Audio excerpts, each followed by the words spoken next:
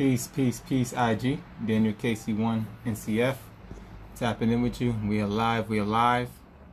And this afternoon's topic, or really I guess it's almost evening time, is daily survival tip number 6. Develop and practice situational awareness. Daily survival tip number 6. Develop and practice situational awareness. Again, this is definitely going to be a very important tip. Number 6 in our new series of daily survival tips. We will be going live one time, or at least once a day, to give a daily survival tip. Something that you can tune into and get a good idea or advice or guidance as to something you can do today to increase your preparedness and increase your survivability.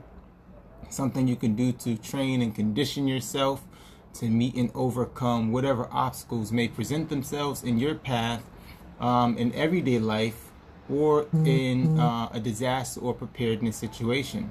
The concept of survival isn't something that is just meant for survival, meaning it's not just something for you to take. These aren't tips, these aren't tools, these aren't videos that you can use just in a survival emergency situation, but they're just really everyday situational, everyday tactics, everyday practices that you can implement to make your life a little bit simpler, or just to prepare you for whatever may happen, emergency or otherwise. So yes, today, daily survival tip number 6 is develop and practice situational awareness. Now, just overall, or a quick breakdown of what situational awareness is basically you just being aware of your environment, whatever environment you are at any given point in time. Being aware of your situation, being aware of where you are, who you're with, why you're there, when you're there and how long you're going to be there, what you're doing while you're there, and how you're going to maintain and handle yourself while you're there. You know that who, what, when, why, where, how. That's what we're talking about in situational awareness. Being aware of your environment, being aware of your own demeanor, your own presence, being aware of your objectives, not being thrown off track by distractions, whether they are intentional or otherwise.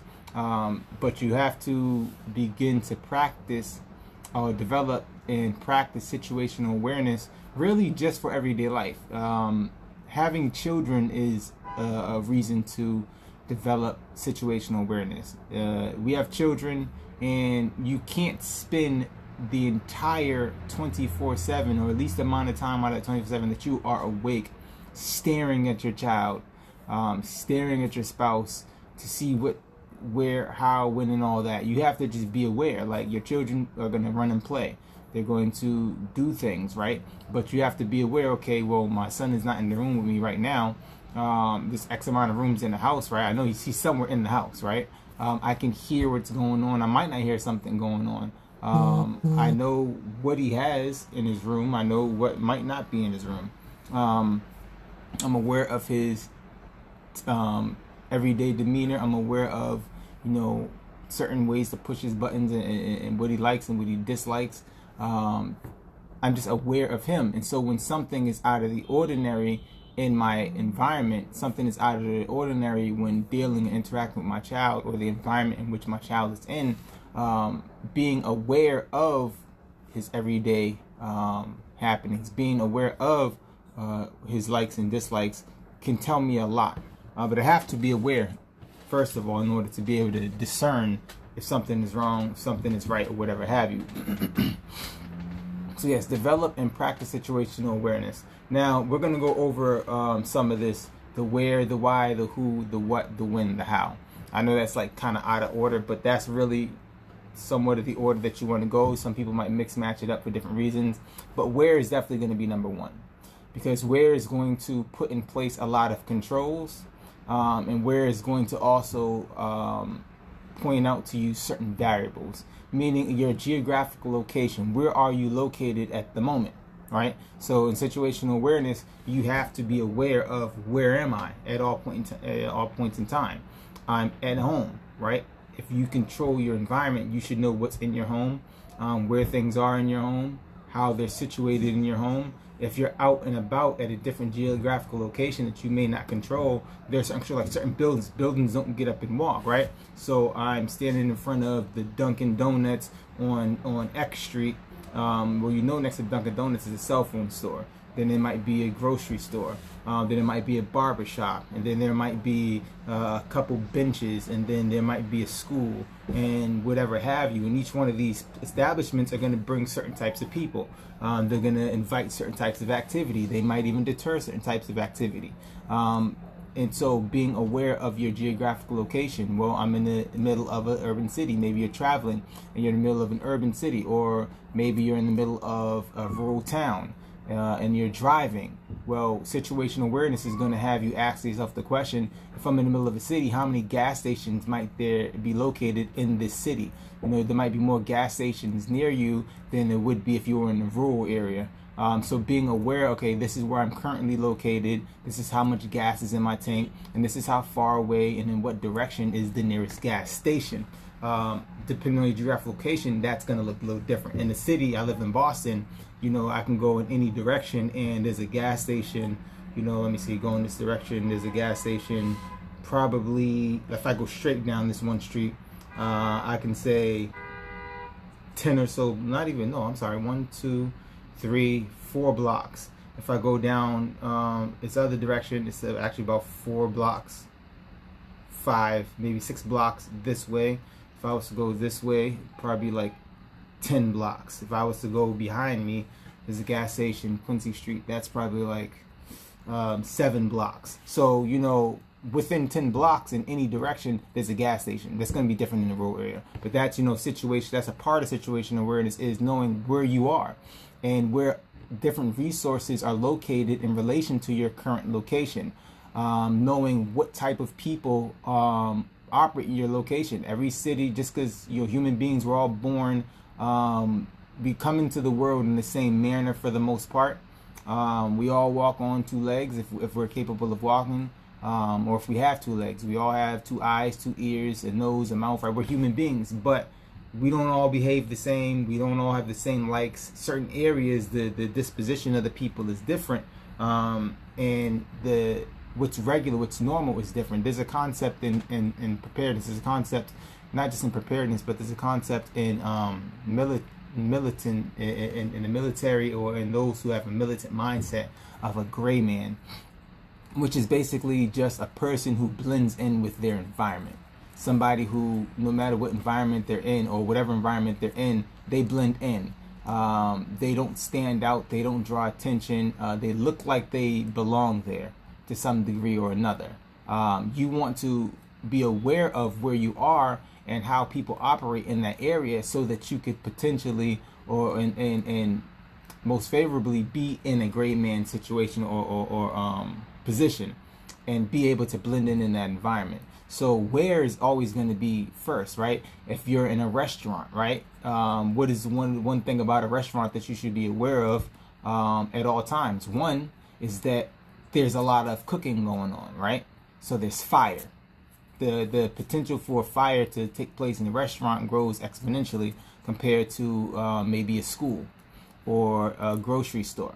What else? There are a lot of knives inside of a restaurant. So a disgruntled employee in a restaurant is more likely to grab a knife than a disgruntled employee in an office building. You know, what else? In a school, that type of situation, there's a lot of children around, right? And so how you behave in front of children, and how children behave and react to situations and circumstances it's thundering outside. If you hear all that crashing and stuff, it's not trucks crashing into each other. It's like really stormy out here in Boston, and so it's kind of loud. I don't know if y'all can hear it, but depending on where you are, or wherever you are, should be the number one thing you take into consideration when it comes to situation awareness. Where am I? What what are the constants in this environment, what are the constant variables, meaning there's always different people. So there's constantly people, but this is a variable that's always changing. What people are in the environment is always changing. So as you're sitting at a restaurant, say you go out to a restaurant with your spouse or with some friends, some people might go to the restaurant, spend 20 minutes. Some people might go to a restaurant and spend an hour or two. If you go with a party of people, you spend 2 hours in a restaurant. From the time you show up to that restaurant to the time you leave, there are people who have come in and left, and new people come in and leave. And so every time someone new comes into the restaurant, maybe not every single person, but throughout the time that you spend in that restaurant, if it's a party type situation, you're 2-3 hours, then you have to keep reassessing that situation. Well, you're in the same restaurant, but the comings and the going of the people, that changes the variables in that space, right? And so how many people in a restaurant? Where are the exits? Where are the bathrooms? Again, where is the kitchen? Because the kitchen, that's where, if a fire was to break out, that's likely in what direction it would come from. If this disgruntled employee wants to grab a knife or something, they're likely going to grab a knife from in the kitchen, right?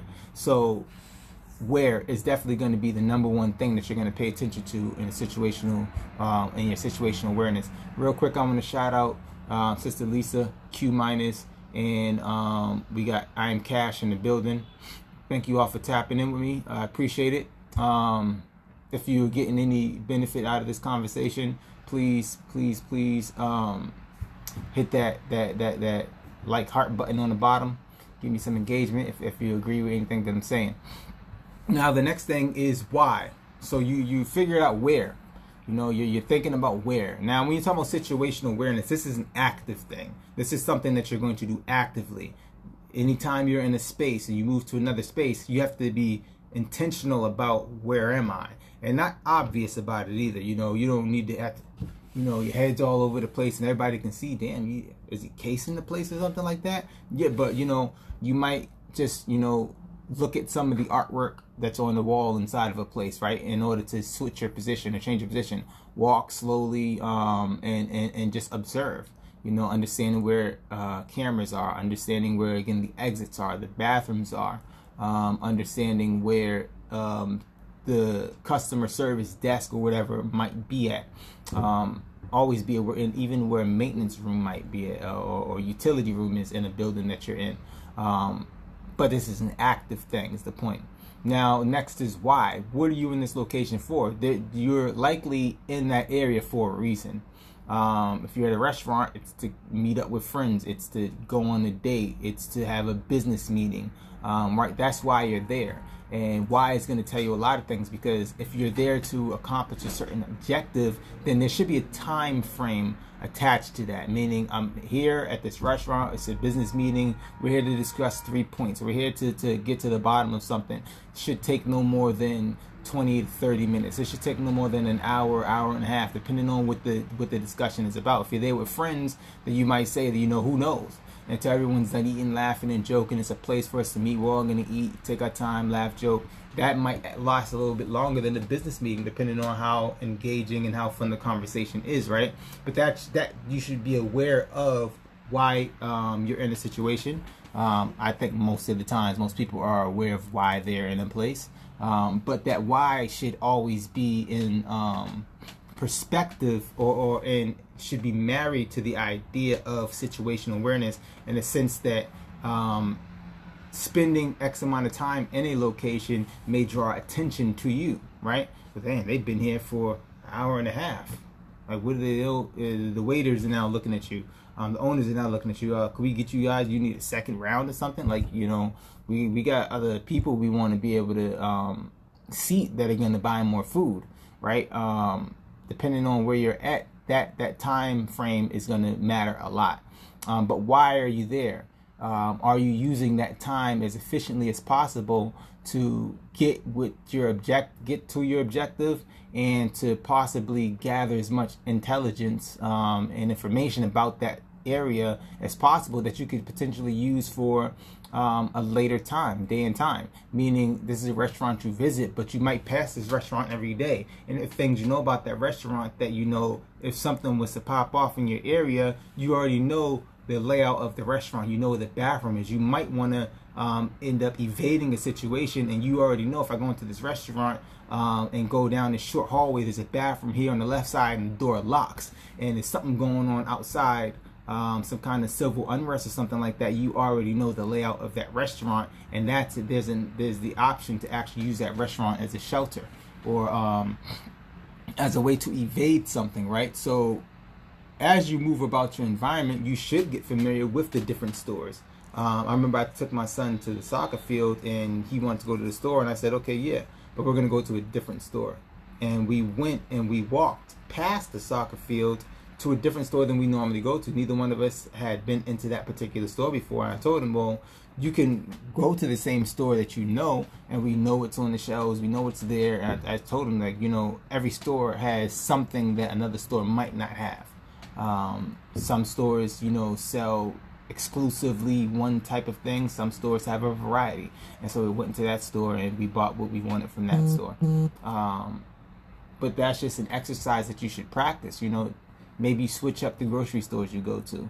Figure out, you might stumble on a grocery store that has way better prices. Like, dang, well, I wasn't aware of the reality that I can actually get this product that I buy all the time at this one grocery store cheaper over here. So that's a situational awareness thing. There might be certain types of deals. It might be better customer service. It might be cleaner. They might have fresher produce. You know, you never know if you don't actually go check it out. So visit different establishments in your area and become aware of them, right? But so let's move on past why. Who's in the environment? Who else is in this environment? Who else is dealing or is a part of this situation? Who is impacted by your presence, and how are you being impacted by the other people in the situation or circumstance or area that you're in, right? You definitely want to look at that. So who? And when you're thinking about who, you should also be thinking about, well, how do the people in this environment, what is the what's the word I'm looking for? What is the demeanor? What is the general disposition of the people in this environment, right? So you're going to Idaho, a small town in Idaho or something, right? The way people walk, the way people dress, the way people talk is going to be a lot different than visiting a certain spot in LA, which is going to be a lot different than if you visit a certain area in New Orleans, and then you go up to Connecticut. The people are going to carry themselves differently. And so as you're traveling about, you should be aware of where you're going, why you're going there, and who is there, who's there.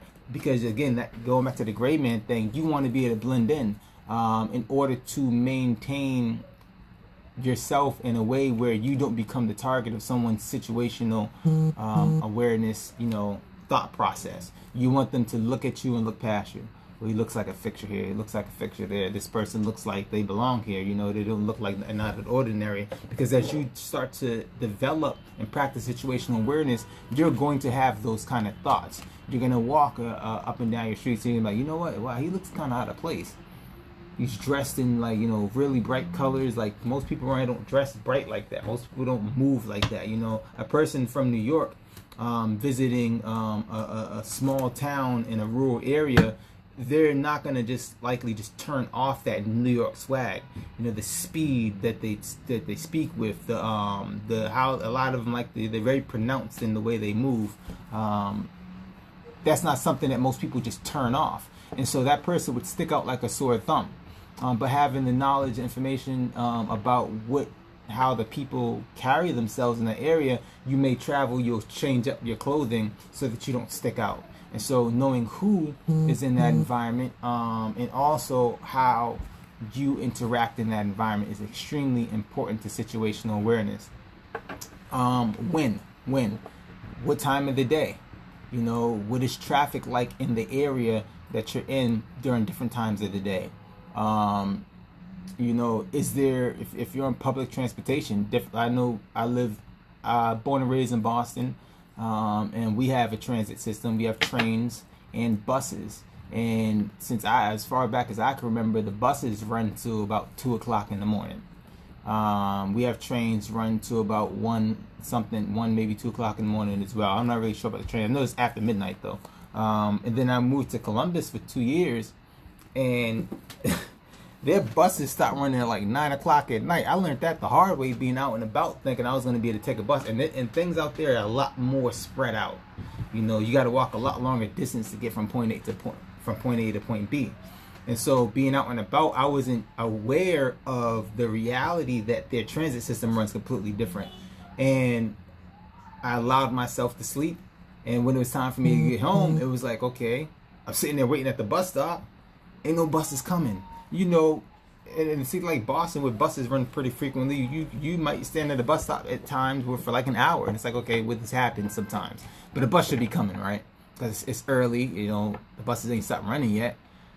Man, I was standing there for an hour and a half before my dumb behind thought enough to call somebody and be like, what time did the buses stop running out here? And then I became aware of the reality that buses stop running at like 9 or 10 or something like that at night. But being, again, situational awareness. And their buses, the way they run is actually more efficient. That was something else I became aware of. And so it's easier to actually navigate your way around the town on the bus system because their buses are more reliable, meaning they show up to the stop when they're supposed to show up, they leave when they're supposed to leave, and they're pretty good with that. So when are you leaving one state to travel to another state because of the traffic on the highway? What's going on with the weather? Is it going to rain today? Is it not going to rain today? Is it going to snow? Is it not going to snow? Is it going to be sunny, humid, cloudy, dry, whatever have you? Knowing that and understanding that is important. Now, how do you plan to accomplish your objectives for the day? How do you plan on getting from point A to point B, right? Because it's still situational awareness. Well, I need to go to my grandmother's house later on to pick something up and bring to my mother who lives on the other side of town, right?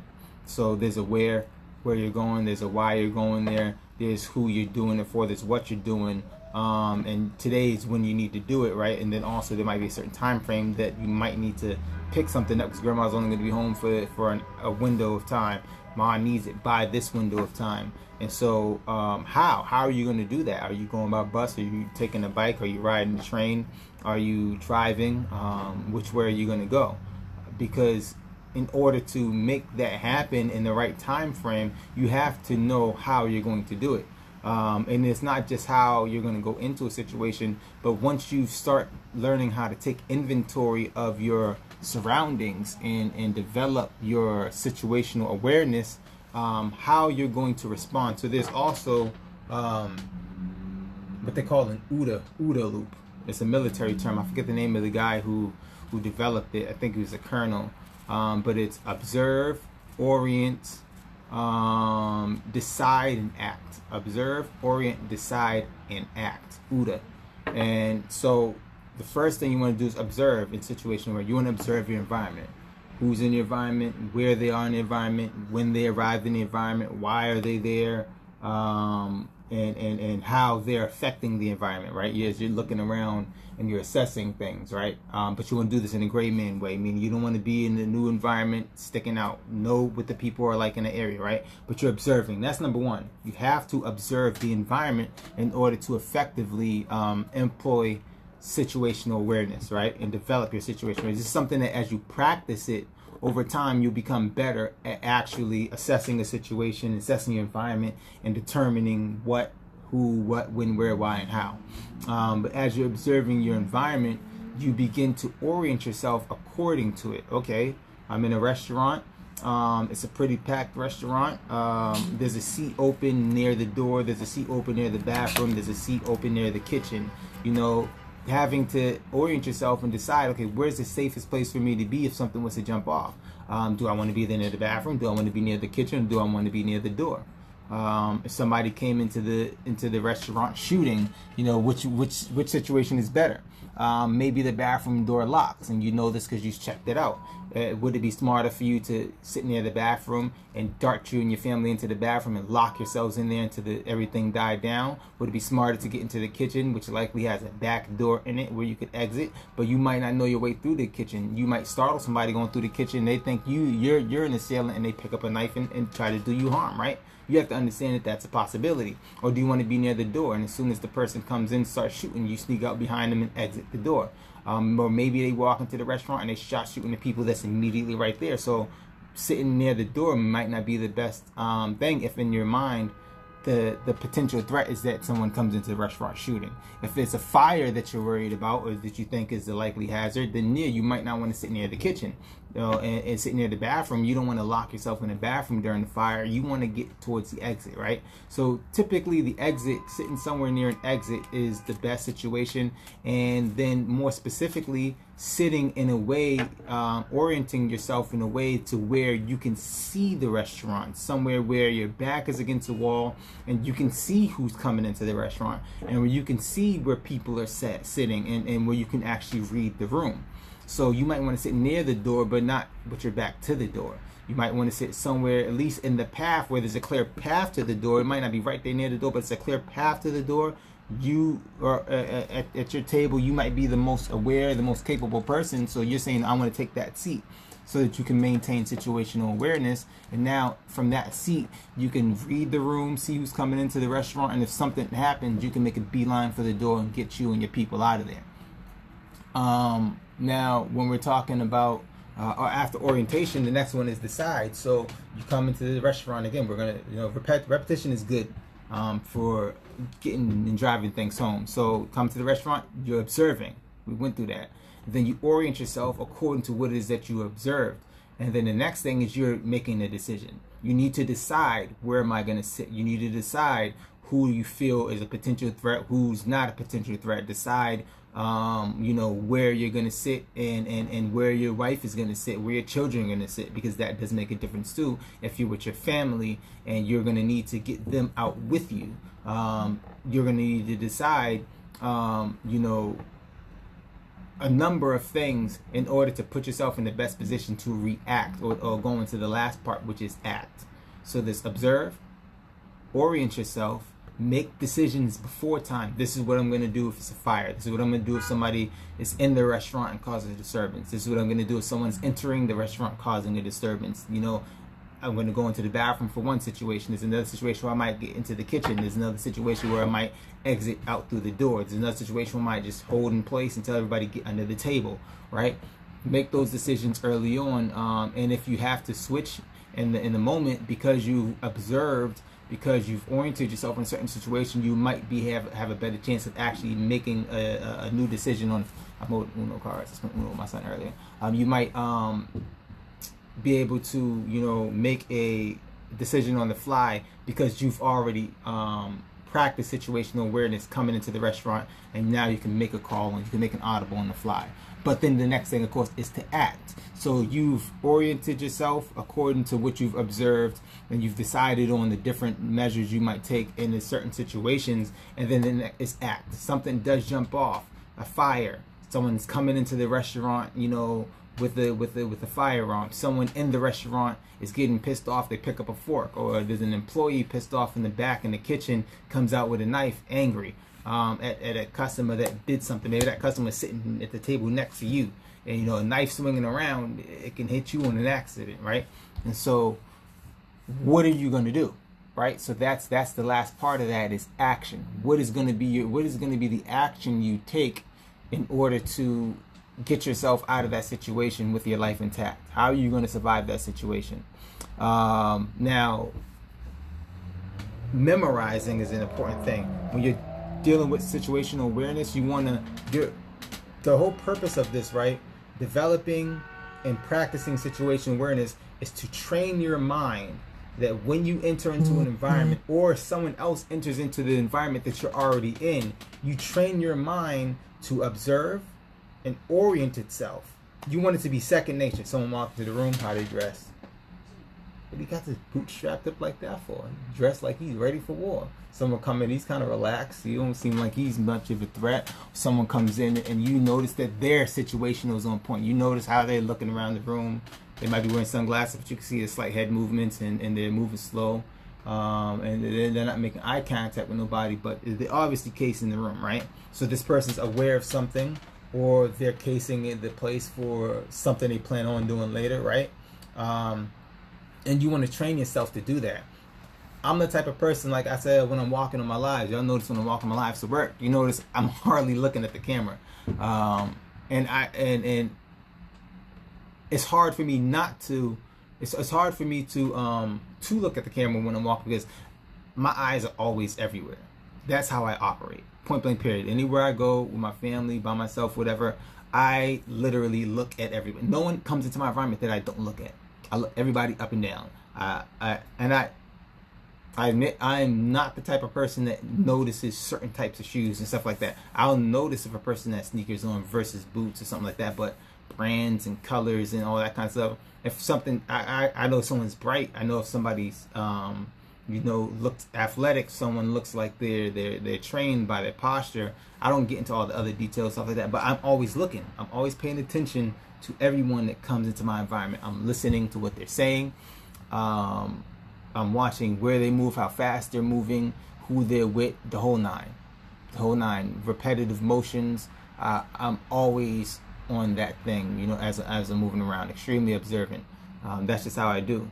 And I'm always aware of the reality that someone else is watching me.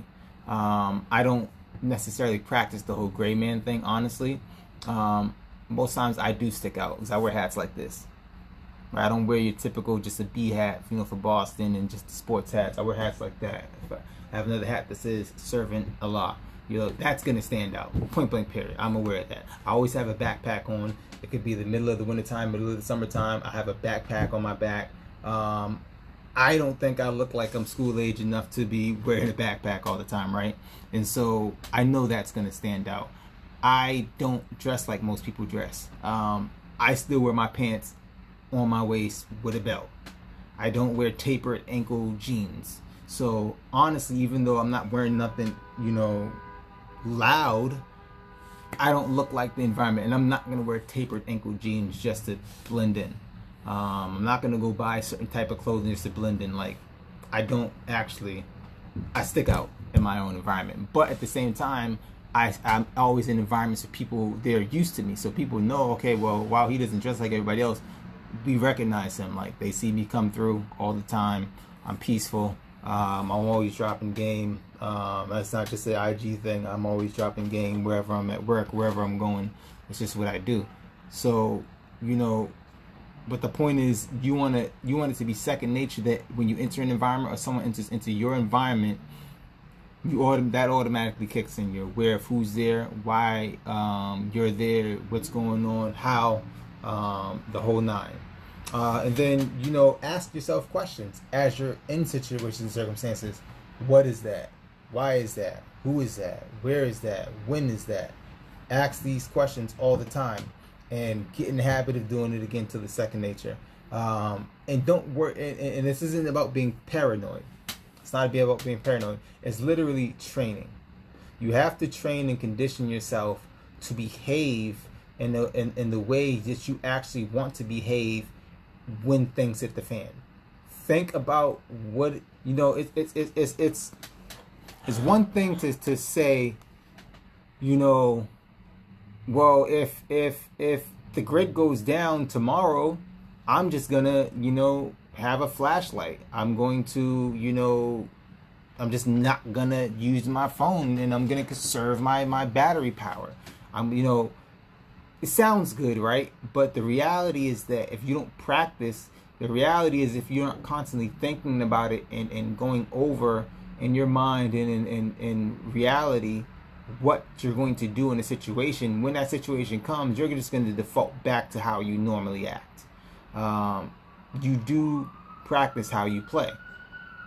This is another reason why you have to be careful with the people, and it's another thing you have to keep in mind when you're deciding what type of people you're going to have in your family network, because you have to be familiar with these people's habits, right? You're not going to give certain people certain information if you know that they run their mouth so much, if you know that they are a potential breach of security, if you know they are somebody who, you know, is too lax, then you're very careful with what information you give those people. You're very careful what level of access you give those people. You have to think like, no, if things hit the fan tomorrow, that's the type of person I'm not, you can't roll with me. Or I'm going to need you there with me, so I need you to be aware of this. And so how you interact with people on a daily basis, your situational awareness is going to tell you how you deal with these people, right? And so the whole point again is to practice situational awareness so that when things hit the fan, you default into that mode. And you're not learning how to read a room then. You already know how to read a room. You already know how to navigate. You already know how to make decisions on the fly. So again, family, this is daily survival tip number 6. Develop and practice situational awareness. We're going to be going live every single day with the new daily survival tip. These are not quick tips, which is why this live is as long as it is. All my lives on these are you know, at least 20 minutes. I say probably at least 30 minutes. All my lives have been so far for my survival tips. So go back and check them out, the ones you haven't. Comment on them. Let me know what you think.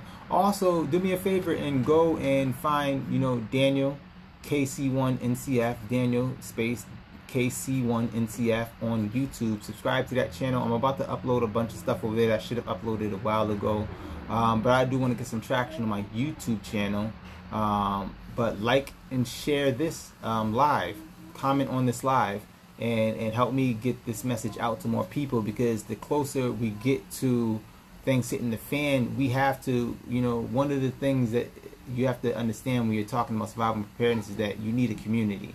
And even if it's not people you directly deal with, you know, you need to be in as many people's minds as possible as someone who was willing to help, because that's how you're going to receive help when things hit the fan. You want someone to look at you and say, oh, I remember you. You're the one that sent me that video. I'm glad. You know, I thank you because that helped me out in this time of need.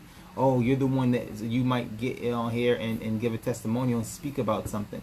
But, you know, so help me get the word out to people by liking, by sharing, by reposting, commenting, and subscribe to my YouTube channel, if you will. And then also click the link in the bio, visit my website, radioprepare.com, and sign up for my radio communication and survival preparedness training course. Use promo code radio10 to receive a 10% discount on our full 3-session course.